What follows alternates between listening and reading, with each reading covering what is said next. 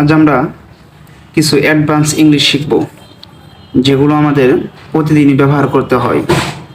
যেমন, আমার যেতে দেরি আছে, তাদের আসতে দেরি আছে, তোমার আসতে কি দেরি আছে, তোমার ধনী হতে দেরি আছে, আমি এখনো চাকরি পাইনি।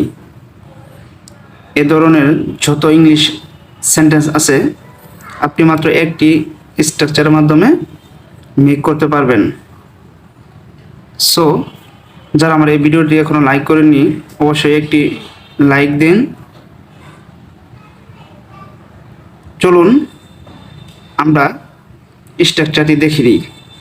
দেরি আছে, কোনো কাজ হয়নি বা কোনো কাজ এখনো শুরু হয়নি, এরূপ সেন্টেন্স তৈরি করতে আমরা সবচেয়ে যে ওয়ার্ডটি বেশি ব্যবহার করব সেটি হচ্ছে ইয়েট টু। চলুন স্ট্রাকচারটি দেখে নেওয়া যাক। Subject plus be verb plus yet to plus ভার্বের বেস ফর্ম অর্থাৎ ভার্ব বি ওয়ান। যেমন, আমার যেতে দেরি আছে, I am yet to go, am yet to go. আমার যেতে দেরি আছে, আমার খেতে দেরি আছে, I am yet to eat. সে এখনো সাঁতার শিখেনি, he is yet to learn swimming, he is yet to learn swimming.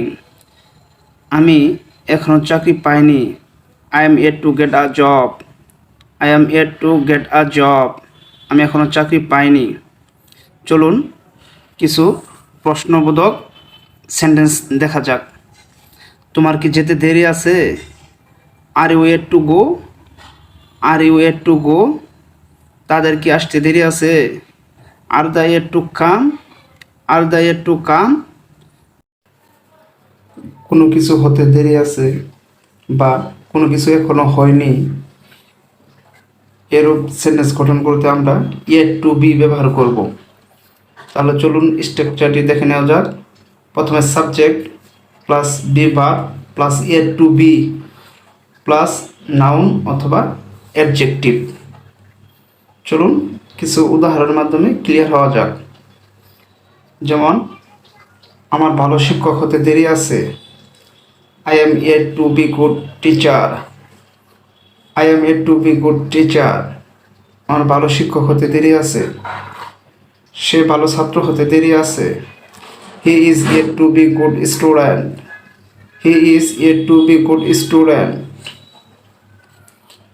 তোমার ধনী হতে দেরি আছে, তোমার ধনী হতে দেরি আছে, you are yet to be rich, you are yet to be rich.